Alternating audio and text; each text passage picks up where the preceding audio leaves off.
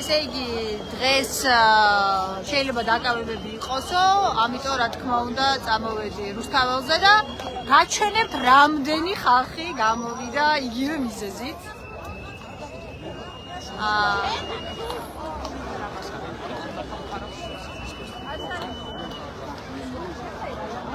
საკმაოდ ბევრი ხალხია, უფრო მეტი და მეტი მოდის აშკარად.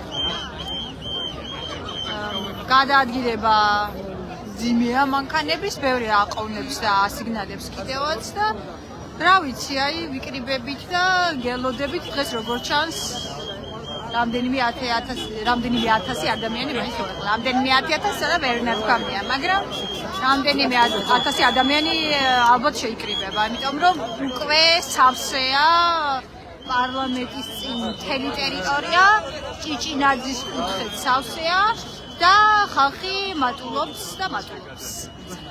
დიქტატურა ამ ქვეყანაში არ გადის.